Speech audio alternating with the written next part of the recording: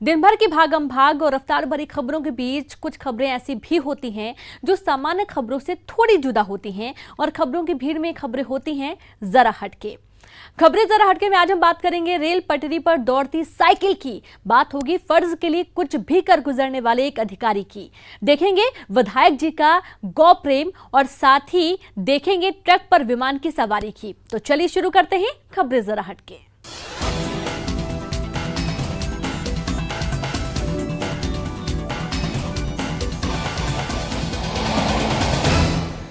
आपने railway track पर कभी साइकिल दौड़ते देखा है? सोच रहे होंगे कि क्या सवाल हुआ। जी, सवाल भी सही है और ये हकीकत भी है। अगर सब कुछ सही रहा तो छत्तीसगढ़ के किरंदुल कोट्टावलसा रेल लाइन पर आपको जल्द ही साइकिल चलती हुई नजर आएगी। ये रिपोर्ट देखिए।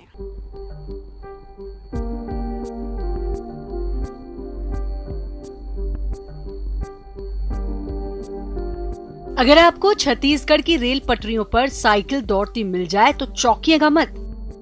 जी हाँ, रेल लाइन की पेट्रोलिंग के लिए कोस्ट रेलवे की किरंदुल कोत्तावलसा रेल लाइन में जल्द ही रेल पटरी पर साइकिल दौड़ती हुई नजर आएगी। ये सुनकर आपको बड़ा अजीब लग रहा होगा कि भला रेल लाइन पर साइकिल का क्या काम, लेकिन ये सही है। दरअसल राजस्थान के अजमेर रेल मंडल में रेल मार्ग की पेट्रोलिंग के लिए रेल पटरी पर साइकिल दौड़ाने से जुड़ा प्रयोग काफी सराहा जा रहा है। इस वीडियो में रेल ट्रैक पर साइकिल दौड़ाते हुए एक ट्रैक मैन को दिखाया गया है। रेल ट्रैक पर दौड़ रही ये साइकिल आम साइकिल जैसी ही है, बस इसे तकनीक के जरिए ऐसे तैयार किया गया है ताकि वो रेल ट्रैक पर आसानी से चलाई जा सके। भारतीय रेलवे के नॉर्थ वेस्टर्न जोन द्वारा जारी किए गए इस वीडियो में अजमेर रेल मंडल के सीनियर डिविजनल इंजीनियर पंकज के द्वारा ये प्रयोग किया गया है। साइकिल को कुछ इस तरह से डिजाइन किया गया है कि ट्रैकमैन या फिर गैगमैन साइकिल को पटरी पर दौड़ाते हुए रेल पांत का निरीक्षण कर रहा है। आपको बता दें कि 2 दिन पहले ही रेल मंत्री पीयूष गोयल ने इस नए प्रयोग वाले वीडियो को रेलवे ग्रुप में जारी किया है। बताया जा रहा है कि साइकिल रेल मार्ग की पेट्रोलिंग से समय की बचत होने के साथ साथ ये सिस्टम उन क्षेत्रों के लिए काफी कारगर है जहां पर रेल लाइन का अधिकतर हिस्सा उतार चढ़ाव से भरा है। सड़क मार्ग से रेल लाइन के किनारे घाट की स्थिति, रेल लाइन के हालात और घाट पर चट्टानों के गिरने की जानकारी जुटाने के लिए काफी समय लग जाता है, लेकिन रेल मार्ग के जरिए साइकिल से बड़ी आसानी से उस जगह तक पहुंचने के साथ ही रेल मार्ग का निरीक्षण करना बहुत आसान होता है। अभी वर्तमान में मोटर ट्रॉली के जरिए रेल लाइन का निरीक्षण किया जाता है। इस प्रयोग को देखने के बाद अधिकारियों में ये उम्मीद जागी है कि आने वाले समय में इस प्रयोग को वॉल्टियर रेल मंडल भी कर सकता है। विनोद कुशवाहा, न्यूज़ 18, जगदलपुर। आज के दौर में जहां लोग नौकरी बचाने के लिए क्या कुछ नहीं करते, वहीं एक अधिकारी ऐसे हैं जो फर्ज के आगे अपनी जान की तो परवाह नहीं करते, लेकिन अपने परिवार की जान भी दांव पर लगाने को तैयार रहते हैं। बुरहानपुर से देखिए हमारी खास रिपोर्ट।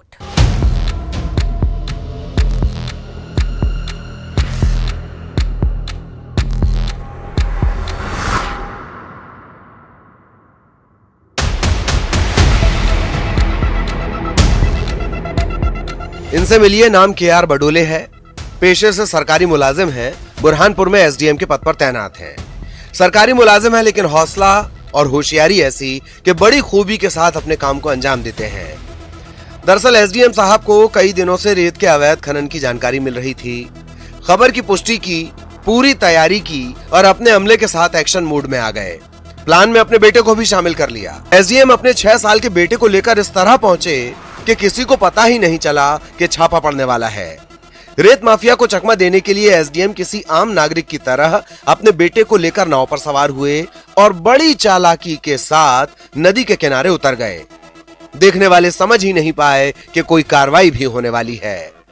SDM के पीछे पीछे सरकारी अमला भी मौजूद था, लेकिन किसी को कोई शक तक नहीं हुआ। रेत घाट पर पहुंचते ही तुरंत पूरा अमला एक्शन में आ गया और ताबड़तोड़ छापे की कार्रवाई शुरू हुई। रेत माफिया कुछ समझने की कोशिश करते उससे पहले ही भाग खड़े हुए।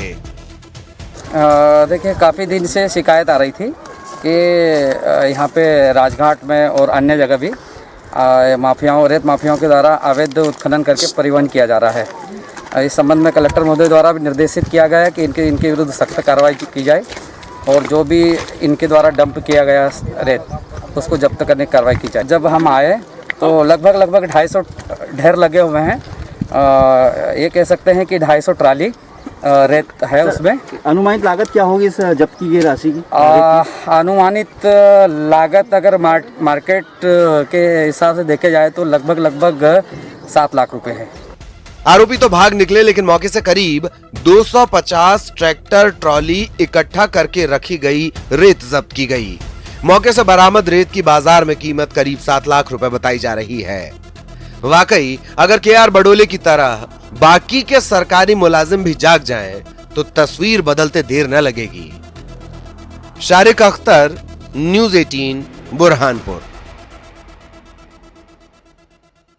मामला जब चुनावी हो तो सभी पार्टियों में गौ प्रेम, गौ सेवा देखने को मिलती है, लेकिन आज हम आपको एक ऐसे विधायक से मिलवाते हैं जो बिना किसी स्वार्थ के गौ सेवा किए जा रहे हैं, जिसे देखकर शायद आपका भी दिल कह उठेगा, विधायक हो तो ऐसा। एक रिपोर्ट देखिए। न तो चुनावी है और न ही चर्चा में आने के लिए है। ये है पंधाना विधायक राम दांगोरे, जो बछड़े को बड़े ही प्यार से दूध पिला रहे हैं, उसके माथे को सहला रहे हैं, बछड़े को अपनेपन का एहसास दिला रहे हैं। ममतामयी नजारा देखकर आप भी सोच में पड़ गए होंगे कि विधायक जी कर क्या रहे हैं। दरअसल विधायक राम दांगोरे को बीते रात सड़क किनारे एक गाय तड़पती हुई दिखी। जाकर देखा तो गाय ने एक बछड़े को जन्म दिया था। जब तक विधायक डॉक्टरों की व्यवस्था करते, गाय ने दम तोड़ दिया। विधायक ने बछड़े को सड़क पर तड़पता छोड़ने के बजाय अपने साथ अपने घर लेकर आ गए। 3 दिन का बछड़ा है और जब गौ माता ने इसको जन्म दिया उस समय उनकी कोई देखरेख वहाँ नहीं कर पाया और 2 दिन वो वैसी ही घायल अवस्था में रही। छोटा सा बछड़ा भी उनके पास ही था। कल रात लगभग 12:30 बजे की बात है। मुझे जैसे ही सूचना मिली कि ऐसा है, गाय बहुत ज़्यादा शारीरिक रूप से घायल है और बछड़े को जन्म दिया है उसने, बछड़ा भूखा है 2 दिन से, तो हम लोग वहाँ गए। सभी लोग, मेरे साथी लोग पहले से वहाँ पर उपस्थित भी थे। लेकिन जब वो उसने देखा कि बछड़ा पब्लिक के पास में जा चुका है, सब केयर करने के लिए आ चुके हैं, उसके बाद में उसने अपने प्राण त्याग दिया। हालांकि डॉक्टर्स जो हम लोगों ने उपलब्ध कराए थे उन्होंने पूरा प्रयास किया उसे बचाने का, लेकिन उसे बचा नहीं पाए। जो प्राथमिक चिकित्सा उसे उस समय मिलना चाहिए थी वो नहीं मिल पाई। अब चूंकि उसकी माँ नहीं है और बच्चा भूखा है, मैं उसे उठा करके अपने यहाँ ले आया। मैं पहले से ही गौ सेवा करता हूँ, मेरे यहाँ 2 गाय है, 2 बछड़े हैं, 1 और हो जाएगा। तो हम जो है अब उसको निप्पल से दूध पिला करके उसकी सेवा कर रहे हैं, उसे बड़ा कर रहे हैं।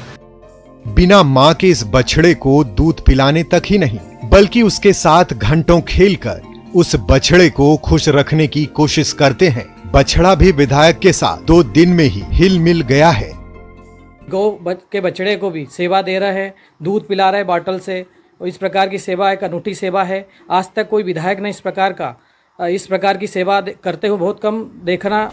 विधायक जी के यहाँ पहले से ही गाय और बछड़े पल रहे हैं। बहरहाल विधायक जी का यह गौ प्रेम इलाके में चर्चा का विषय बना हुआ है। हरेंद्रनाथ ठाकुर, न्यूज़ 18 खंडवा।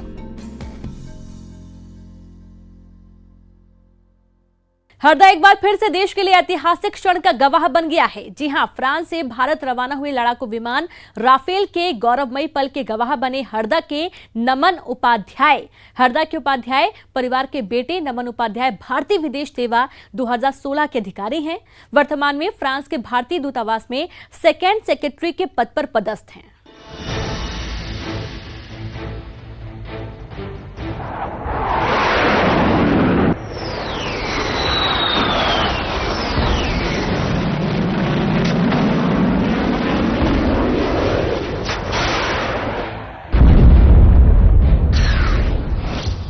इस वक्त पूरी दुनिया की निगाहें भारत पर टिकी हैं। 5वीं जनरेशन के लड़ाकू विमान की पहली खेप फ्रांस से भारत पहुंच गई है। ऐसे ऐतिहासिक पल के गवाह बने हैं हरदा के नमन उपाध्याय। नमन आईएफएस अधिकारी के रूप में फ्रांस में भारत देश के लिए अपनी सेवाएं दे रहे हैं। राफेल डील से लेकर राफेल विमान रवाना होने तक हर वक्त नमन वहां मौजूद रहे। जब 5 राफेल विमानों ने फ्रांस से भारतीय एयरबेस के लिए उड़ान भरी, उस वक्त भी नमन तस्वीरों में दिखाई दिए। राफेल विमान को लेकर आ रहे golden rose commanding officer pilot के साथ फ्रांस के एयरबेस पर ली गई तस्वीरों में भी नमन दिखाई दे रहे हैं। नमन उपाध्याय ने 2016 के यूपीएससी परीक्षा परिणामों में 106वीं रैंक हासिल की थी। इसके बाद से ही वो विदेश में अपनी सेवाएं दे रहे हैं।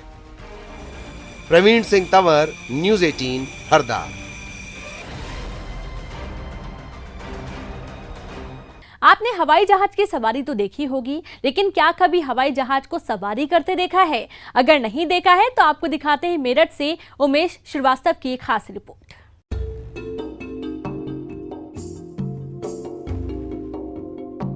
आपने कभी विमान को ट्रक पर सवार होते देखा है?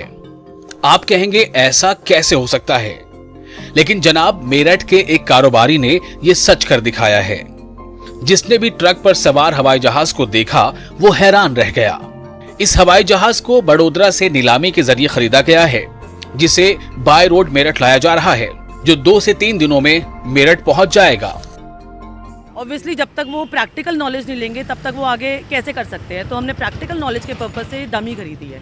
जो ये स्टूडेंट्स थ्योरी करते हैं, ठीक है, थ्योरी में तो आपको सिर्फ थियोरिटिकल नॉलेज दी जाती है, लेकिन जब तक वो प्रैक्टिकल नहीं करेंगे तब तक उसको कैसे पता लगेगा एयरक्राफ्ट को कैसे ठीक करना है, उसमें कैसे उसकी कैसे इंजीनियरिंग करनी है, बेसिकली मैकेनिकल और ये सब चीज़ें कैसे करना है। तो अब प्रैक्टिकल नॉलेज जब उनके सामने वो एयरक्राफ्ट होगा, प्रैक्टिकली वो लोग देखेंगे क्या चीज़ कहाँ पे होती है, वो कैसे ठीक करी जाती है, तो ऑब्वियसली उनको प्लेसमेंट्स अच्छी मिलेंगी, उनकी ट्रेनिंग्स अच्छी होंगी। Actually this aircraft we have purchase from Airport Authority of India, ठीक है, हमने उनसे परचेज़ किया है। ये पहले ईस्ट वेस्ट एयरलाइंस का होता था, जो कि 10 साल पहले बंद हो गई थी एयरलाइंस, 15 साल पहले। तो हमने उनका ये एयरक्राफ्ट परचेज़ किया है for the purpose of training, जिसमें हम BBA aviation, aircraft maintenance engineering, aeronautical engineering, BSc इन एरोनॉटिकल्स, ये सब कोर्सेज लाइव एयरक्राफ्ट में करेंगे, जो कि इंडिया में कोई भी नहीं कर रहा है अभी। बड़ोदरा से बाय रोड इसको ट्रांसपोर्ट किया है हमने ट्रक के थ्रू, और ये करीब 7 से 8 दिन में मेरठ पहुंच जाएगा। अभी मेरठ के आउटर पे है, तो 7 से 8 दिन में एंटर करके और 1-2 दिन के अंदर मतलब अपने इस कैंपस तक विजिट होगा। दरअसल ये 52 सीट का विमान मेरठ के एक कारोबारी अमित ढल्ला और दीपक ढल्ला ने खरीदा है, जो अतराड़ा में एक कॉलेज चलाते हैं। इन्होंने बच्चों को पढ़ाने के लिए ये डमी विमान खरीदा है। इनका कहना है कि बच्चों को थ्योरेटिकल नॉलेज तो बहुत लोग देते हैं, लेकिन हमारा मकसद छात्रों को प्रैक्टिकल नॉलेज देना है। खरीदने का जो प्रोसेस रहा है वो गवर्नमेंट के जो एस्टेब्लिश्ड टेंडरिंग जो रूल्स हैं ऑनलाइन टेंडरिंग के, उसको फॉलो करके खरीदा गया है, हर एक रूल को फॉलो करके। और ख़रीदने के बाद हम इसको ट्रांसपोर्ट करते हैं, डिसमेंटल करके ट्रांसपोर्ट करते हैं, और फिर जहाँ जब ये आ जाता है तो उसको दोबारा इंटीग्रेट करके इसकी रिफर्बिशिंग होती है, जिसमें इसकी सीट्स, इसके अंदर के जो इक्विपमेंट्स हैं, इसके लैंडिंग गियर है, इसके इंजन्स हैं, और स्टूडेंट्स को ट्रेनिंग पर्पसेस के लिए यूज़ होता है। तो हमारा तो एक किस्म से स्टूडेंट्स को एक अच्छा एक्सपीरियंस देने के लिए हमने ये किया है। ये हम मेरठ के पास अतराड़ा जगह है, जहाँ हरदा एजुकेशन के नाम से हमारा पूरा सेंटर बन रहा है, एविएशन का सेंटर बन रहा है, जिसमें क्लासरूम्स होंगी, एयरक्राफ्ट्स होंगे, हैंगर्स होंगे, और सारे हेलीकॉप्टर्स होंगे, इंजन्स होंगे, वहाँ पे बच्चों की ये ट्रेनिंग होगी। इन लोगों ने ये विमान एयर इंडिया अथॉरिटी से ऑनलाइन नीलामी के जरिए खरीदा है, जिसे कोचिंग सेंटर में लाकर फिर से असेंबल किया जाएगा और छात्रों को प्रैक्टिकल करके पढ़ाया जाएगा। उमेश श्रीवास्तव, न्यूज़ 18 मेरठ।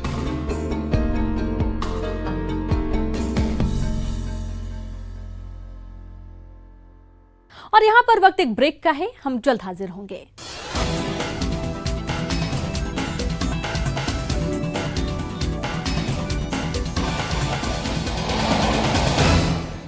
कहाँ? कॉफी पे नेहा के साथ। कोरोना में कैसे? न्यूज़ 18 इंडिया, आपका पसंदीदा नेशनल न्यूज चैनल, उपलब्ध है टाटा स्काई के चैनल नंबर 519 और एयरटेल के चैनल नंबर 318 पर। कोरोना की हर खबर देखते रहिए न्यूज़ 18 इंडिया पर।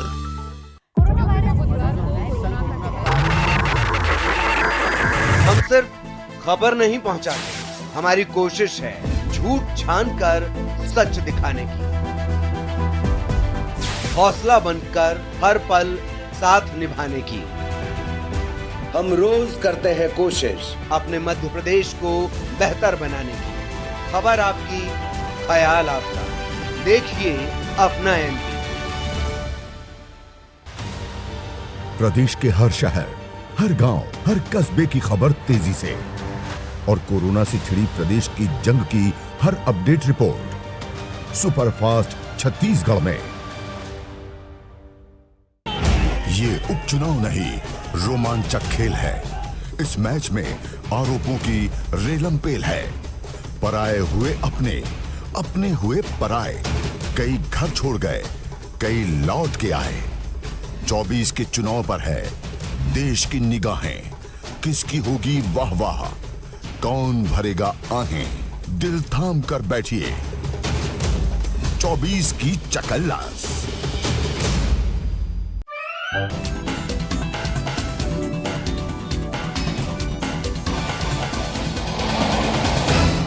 ब्रेक के बाद एक बार फिर से आप सभी का स्वागत है। T3 बस नाम ही काफी है, उसकी दहाड़ के आगे तो अच्छे अच्छों की बोलती बंद हो जाती है।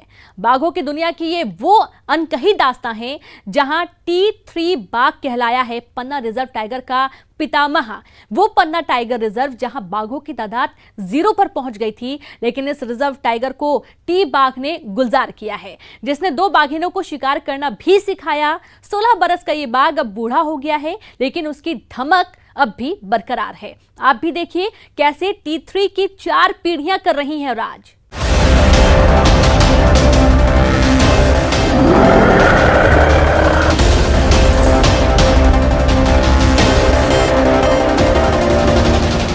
यहां मेरा ही कानून चलता है और यहां का मैं ही बादशाह हूं। खामोश, मैं आ गया हूं। T3 की इस दहाड़ के आगे तो अच्छे अच्छों की बोलती बंद हो जाती है। बाघों के कुनबे की ये वो कहानी है जो अब तक आपने नहीं सुनी होगी। पन्ना टाइगर रिजर्व के T3 बाघ के कुनबे की दास्तां। ये T3 बाघ है जिसे नाम मिला है father of Panna tiger reserve, जिसकी 5 रानियां हैं और 50 बच्चे। पन्ना टाइगर रिजर्व जो बाघों के बिना सूना था, जहां बाघ की मौजूदगी 0 हो गई थी, लेकिन 3 बाघ की मौजूदगी ने इस टाइगर रिजर्व को 0 से हीरो बना दिया। बाघ पुनर्स्थापना 2009 में की गई थी। T1 और T2 पहले लाए थे। इसमें विशेष रूप से T3 जब यहाँ पे आया था और उसका मूवमेंट यहाँ से उसने मूव किया था। पन्ना में बाघों की तादाद 0 हो गई थी।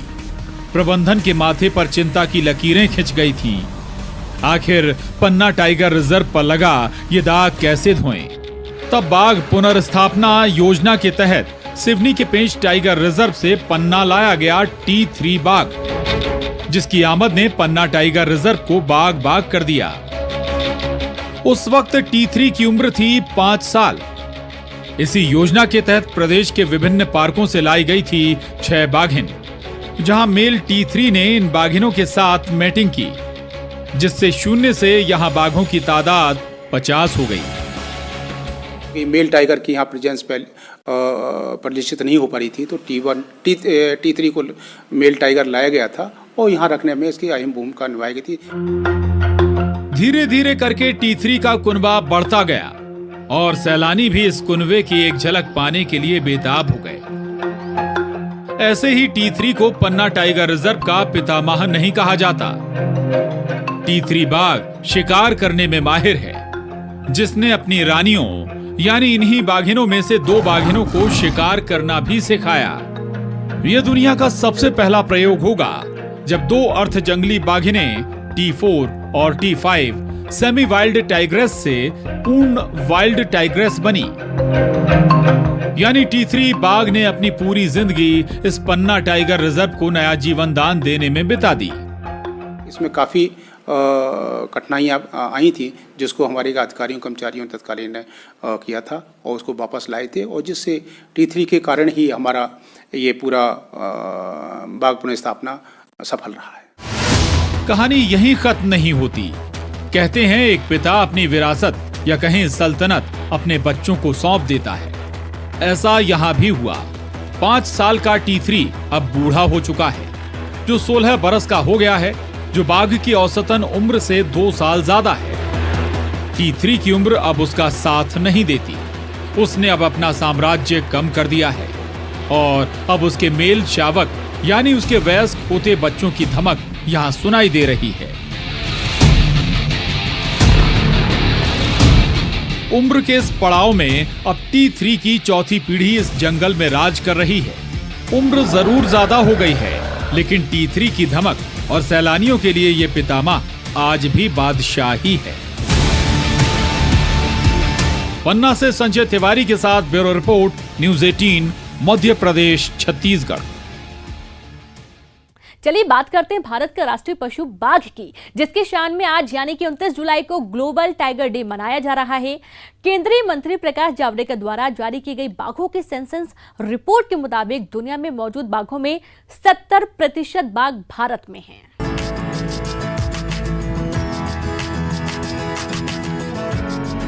भारत की शक्ति, शान, सतर्कता, बुद्धि और धीरज के प्रतीक बाघ के लिए आज ग्लोबल टाइगर डे सेलिब्रेट हो रहा है।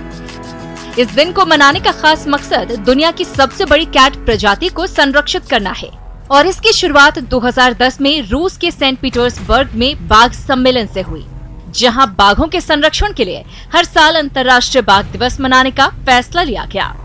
इस सम्मेलन में मौजूद विभिन्न देशों की सरकारों ने 2022 तक बाघों की आबादी को दोगुना करने का लक्ष्य रखा था, जिसके बाद अब तक की रिपोर्ट में पूरी दुनिया में करीब 4200 टाइगर हैं। इनमें से सबसे ज्यादा 70% टाइगर भारत में हैं। दुनिया में सिर्फ 13 देशों में टाइगर पाए जाते हैं। केंद्रीय पर्यावरण मंत्री ने ग्लोबल टाइगर डे के लिए 2018 की सेंसस रिपोर्ट जारी की, जिसमें उन्होंने भारत के निर्धारित लक्ष्य की ओर बढ़ने के बारे में जानकारी दी। 70% हमारे पास है और 70% बाघों के साथ आज हम दुनिया का नेतृत्व करते हैं। जो पोस्टर निकाला और जो रिपोर्ट है वो देखने लायक है। सभी 50 जो टाइगर रिजर्व्स है उसकी कहानी है। सेंसस रिपोर्ट के मुताबिक 8 साल में ही यहाँ बाघों की आबादी 74% बढ़ी। भारत में हर साल बाघों की संख्या का ग्रोथ रेट 9% से ऊपर है। देश के 20 राज्यों में कुल 2967 बाघ हैं। इनमें से 1492 बाघ मध्य प्रदेश, कर्नाटक और उत्तराखंड में हैं। यानी 3 राज्यों में देश में बाघों की कुल आबादी के 50% से भी ज्यादा बाघ हैं। मध्य प्रदेश में 2014 से 2018 तक बाघों की आबादी में 70% वृद्धि हुई। वहीं 2014 तक नंबर 1 पर चल रहे कर्नाटक में बाघों की ग्रोथ 68% रही। अगर दुनिया में बाघों की संख्या के लिहाज से देखें तो इन 3 राज्यों में बाघों की कुल आबादी के 35% बाघ रहते हैं। वैसे जिस तेजी से देश में बाघों की आबादी बढ़ रही है, उससे उम्मीद है कि भारत सेंट पीटर्सबर्ग में बाघ सम्मेलन में 2022 के लिए तय किए गए लक्ष्य को हासिल करने में सबसे बड़ा मददगार देश साबित होगा। Bureau report, news 18 network.